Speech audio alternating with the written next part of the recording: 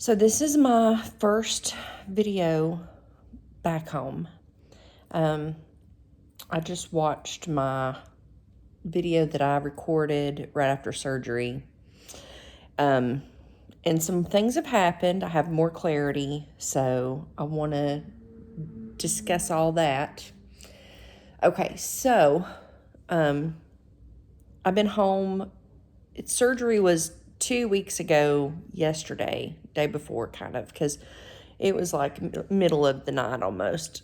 Apparently, I did not come back to the hospital room after the second surgery until like 3:30 a.m. It was very scary for my husband.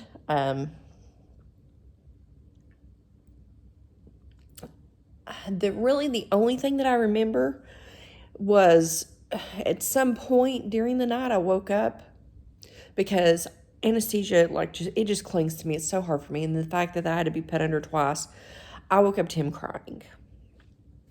So that hurts my heart still to think about. So what had happened was, I said some of this in the last video, but I want to give more clarification. Okay. I have no regrets right now. Let me put that out there first. And I am not placing any blame on EOC at all. Anything that happened to me could have happened in the States. And it doesn't mean that they did anything wrong.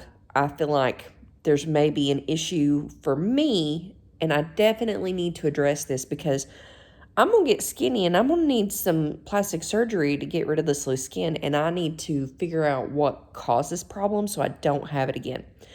So just want to make that very clear that I'm not pointing a finger at all. So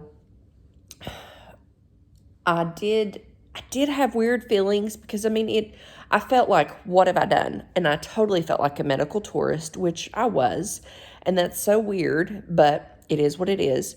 I cannot see. I have had glasses since third grade. Like, they can barely correct me to like 40, 60 or something. Like, my vision's pretty crappy.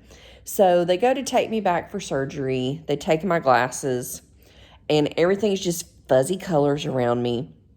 They put the cover on my head and push me in like this corner, and I can see there's somebody else in a wheelchair right there. Then they bring in another person. I can't see who these people are. Maybe I know them, maybe I don't. None of us speak to each other, but we're sitting there and there's all these operating room noises behind us. We can't see any of it. So at that point, I had the moment of what have I done to myself? That was the weirdest moment for me. It was oh my gosh. I felt like cattle or something. It was a very weird feeling.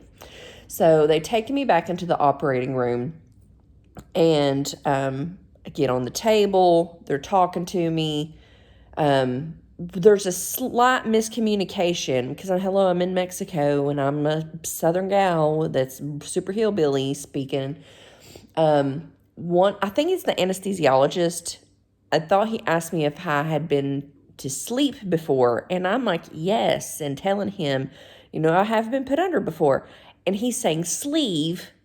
So he's asking if I've had the sleeve, because it's a big thing. A whole lot of people get the sleeve. They have issues, complications, reflux, don't lose enough, they come back for bypass. So I'm like, yeah. And he's like, sleeve. And I'm like, sleep. So we got that clarified. And then boom, I'm out.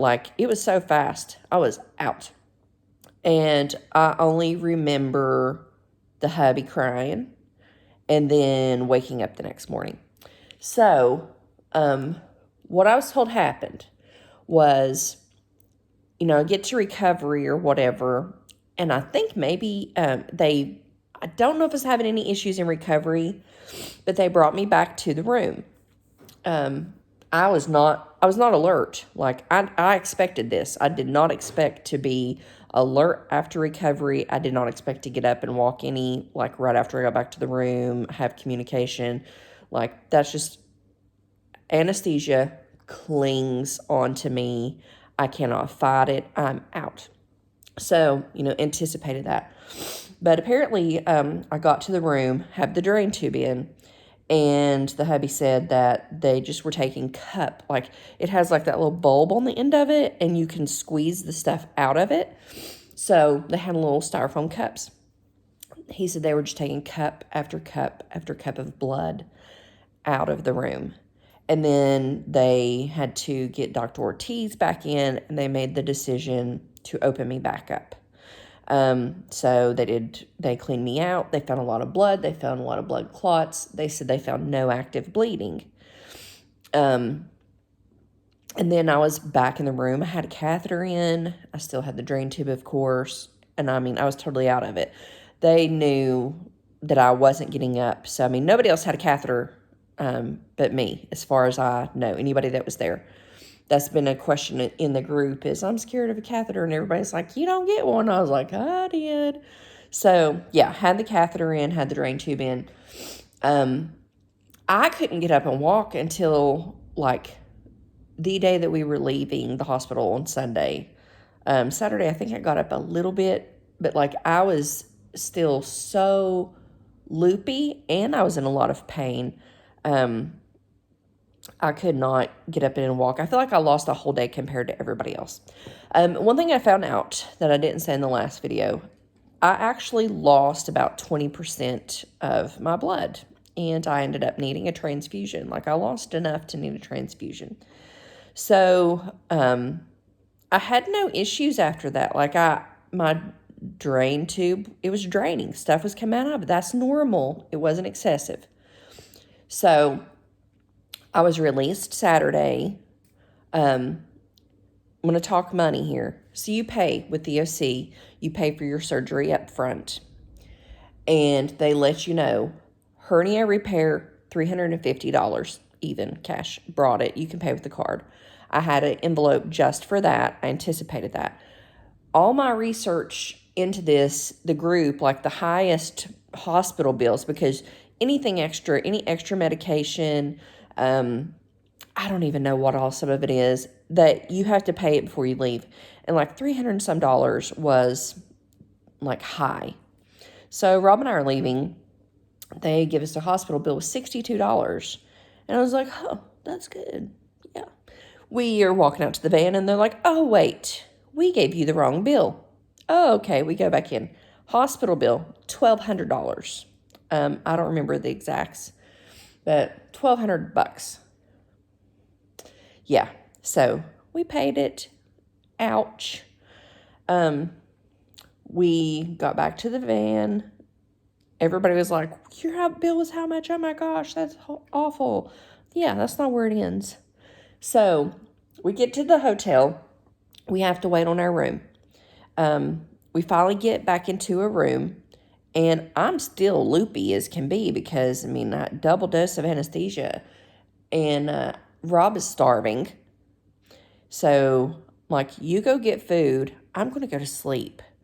So I sleep for a little bit, and the phone wakes me up. I answered, and they're like, can you come down to the office? The blood bank is here. And I felt like a kid. Come to the office. So I'm out of it, and I just start staggering downstairs.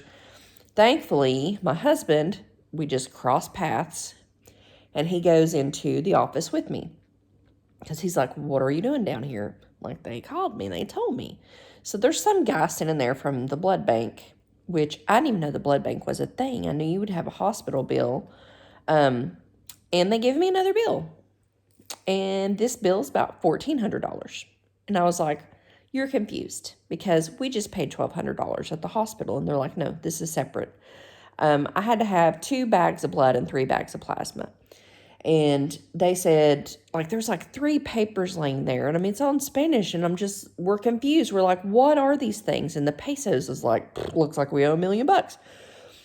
So one of them was, if we could get, I think, 4 people to donate blood, they would take $500 off. So, but the catch was, nobody that had surgery could donate, only companions, and companions had to fast. They couldn't have alcohol. I reached out in the Facebook group and was just like, hey, So heads up for anybody. Like, we all know that complications can happen, and we all try to prepare before, but this is my experience. Here's my amounts. And most people were just in shock. There was a couple kind of snarky comments, like, it's in your contract, you should know. Like, we don't think that these things like are going to happen. It's always somebody else, not us, right? So nobody could donate blood. There's a couple of very kind people that were like, if I was there right now, I would. And I was like, I appreciate that. It's very nice.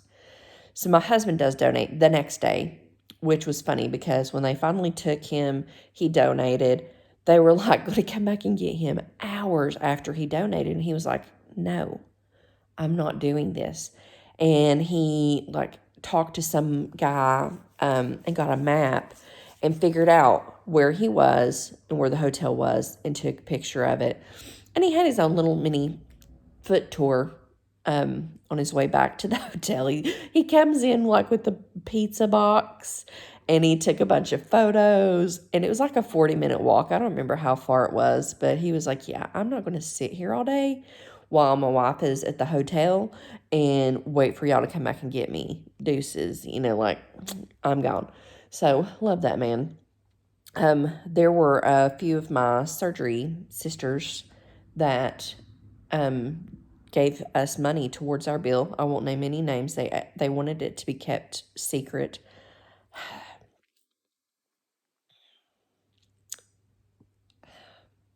The kindness of other people just, it really touched my heart. Like, nobody had to do that. Everybody was recovering. Everybody had their own expenses. I wasn't asking for any handouts. Like, we covered it, but it was not expected. And I mean, I'll be totally transparent. Like, we've been following Dave Ramsey, and we literally had just paid off our car, and our only card is Lowe's card. Like, we just paid thousands of dollars in debt following his plan, getting rid of little payments. Like, if I had for a split second thought, hey, you're going to have complications, or you could have complications that could be this much, I would not have paid my car off before I went to Tijuana. So it was a stretch for us. It's done.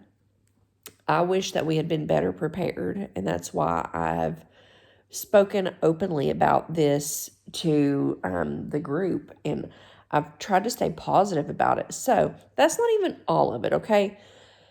So we did our little tour. Interesting. I'll go into that on another video. But we flew back, what was it, Tuesday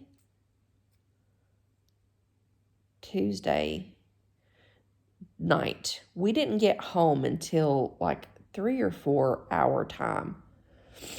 And Rob was a crazy person. Like, for one, okay, let me tell you this. I'm positive I was dropped at some point, partially dropped, not fully dropped. The thing that's hurt me the most since surgery, it's like the top of my right butt cheek. I really believe I was dropped. I also had a bruise on the back of my heel on my right foot, which was odd bruise. It feels like my tailbone has been fractured, and I've not complained to any doctor about this because I know even if that's the case, there's nothing they can do for me, and I don't want any more medical bills right now. I've been using a heating pad and pillows and stuff, and it's been 2 weeks, and I'm finally starting to feel better, but that plane ride home was a misery for me because my butt hurt so bad. It wasn't even my stomach, it wasn't the gas pains, it was my butt. Like, that has hurt horribly. So we get home, and Rob didn't sleep at all on the plane. I slept the majority of the time. Like, I was still out of it. I was in so much pain. I was just miserable. From sitting, not from the surgery, from sitting in my painful butt cheek. So Rob goes, like a crazy person, he goes to work after he gets home. And he's just going to push through and sleep after work. So I sleep, it's until like 12 something. I don't know. It's like 4 something, 4 o'clock when we got home maybe, and I sleep until like 12 something. I get up, I go to the couch. I'm still wore out. I have pajamas on. And the neighbor is messaging me. She wants to come over, see me. She said she has something for me. And I was like, I'm going to get up and unlock the door and you can just come on in.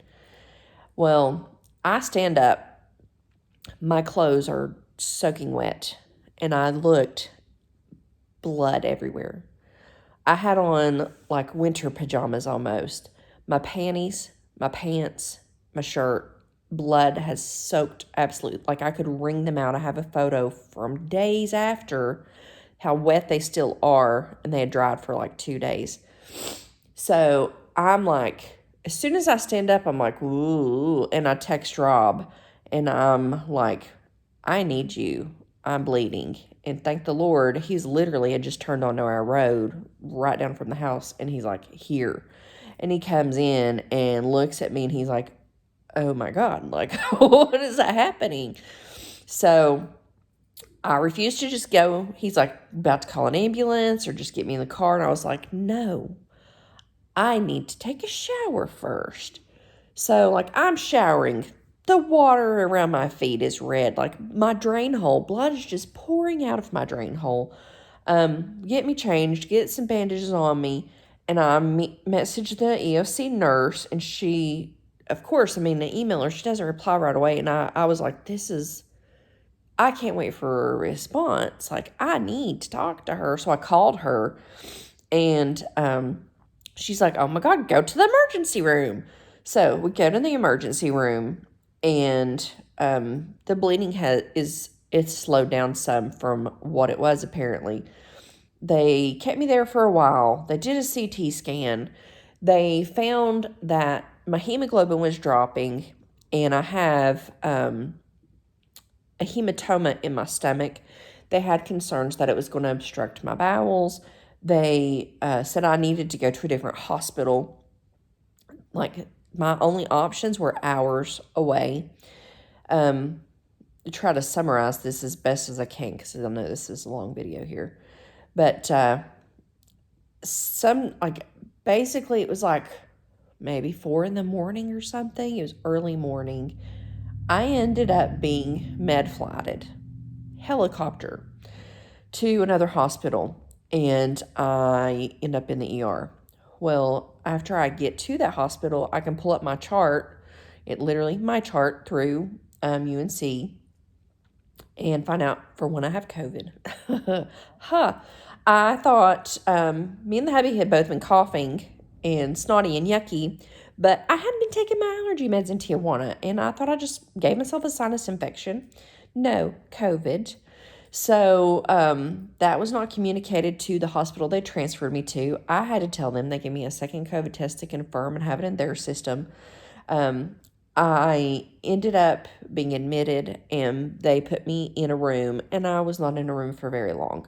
I had a surgeon come in and look at me, and she came in while I was still in the ER, and then she came in when I was in the room, and she was very flippant. Her bedside manner sucked. I mean, at the same time, she's a surgeon, so like that's not her thing, and I get that, but I'm like, she's like, oh yeah, you're fine, that's normal, and it's just like, yeah, we'll get you out of here, and I'm like, I know what my clothes look like at home. I know how bad I'm feeling. Like, I'm absolutely drained.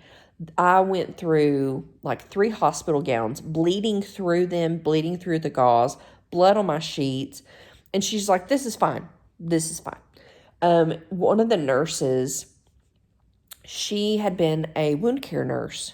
She was amazing.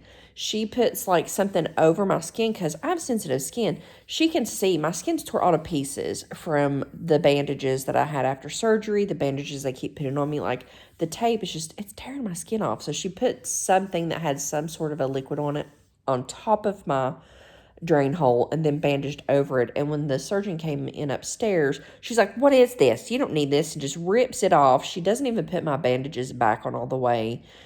And then the next thing I know, a caseworker's calling me and is telling me how you're going to be discharged. And I'm like, I don't feel comfortable. Like, I'm still, blood is still coming out of me. I'm having to, be changed repeatedly. I've ruined, like, I've bled through multiple hospital gowns and bandages. Like, I don't feel okay just being sent home. Like, I was literally med-flighted here, and you're just going to tell me to leave? Like, I don't get it. So, I explained that to the caseworker, and she's like, oh, like, yeah, that doesn't sound okay. Let me reach back out to the surgeons. So she puts a stop on my discharge. Another surgeon ends up coming upstairs to see me, and it's like a miracle. She moves the bandages back. There's nothing coming out of me. Nothing. There's just a little spot on my bandage. And me and the hubby were both like, whoa, like this is a first. And she was very nice. I told her, I said, if I'm not pouring blood anymore, I'm okay leaving. I would love to be in my own bed.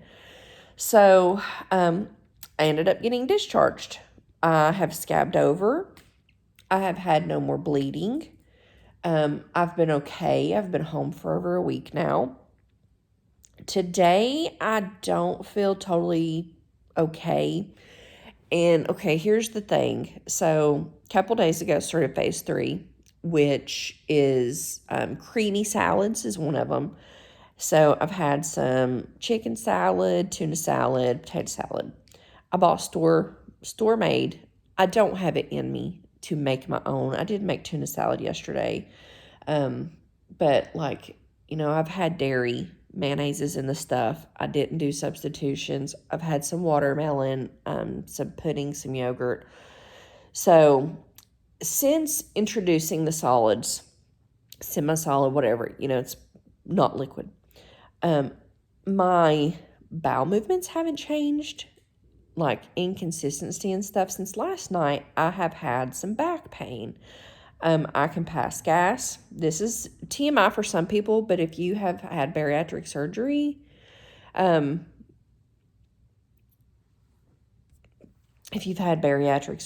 then like poo talk is part of this. Like our guts are messed up, so it is what it is. So I've had back pain and I can pass gas. I've had Gas-X, I've had Tums. I woke up early this morning and just didn't feel good. Like I felt kind of heartburny, kind of pukey, but not fully either. So I had to make the decision to take some Tums, which meant I couldn't take my thyroid meds. But I was like, I would rather skip my thyroid meds today than possibly start throwing up. I'm very afraid to throw up after this surgery and after this bleeding. So I was like, I do not want to take a chance of that.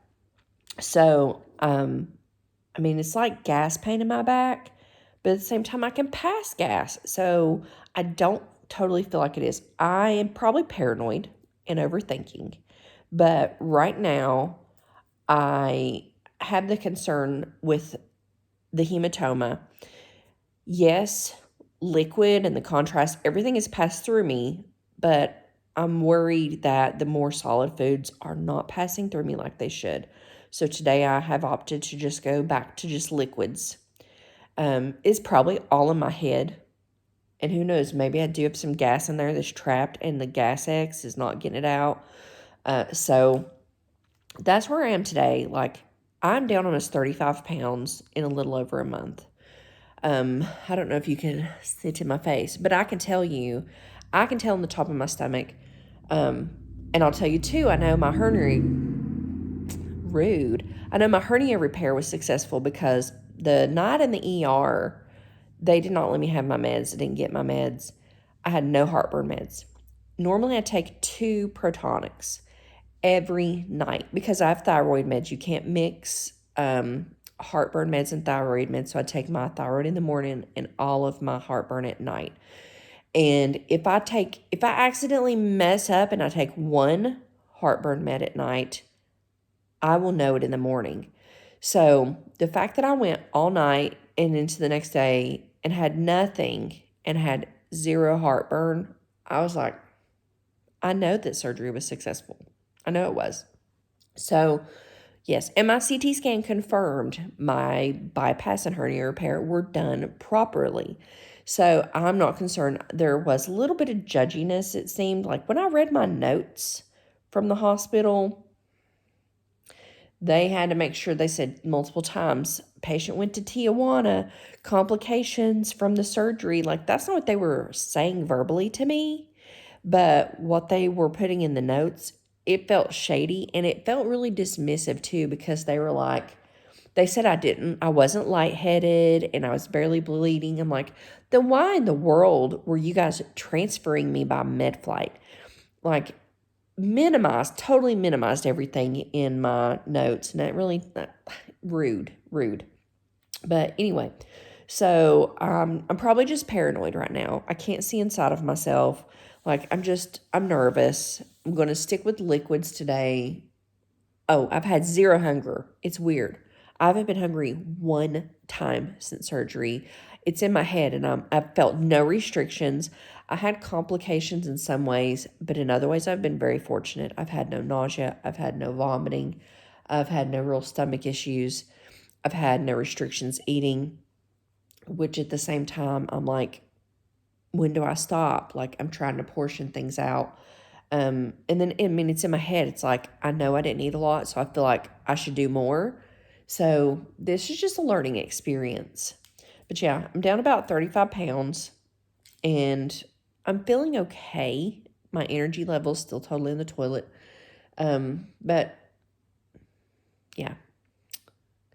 So that is just where I am at this point. And I will give some more updates, and hopefully I'll look better and actually take my hair down at some point. But yeah, so that's how my hospital visit went. That's how things went in the States. I am dreading the hospital bills to come, especially the med fight. But I'll update you guys later. Bye.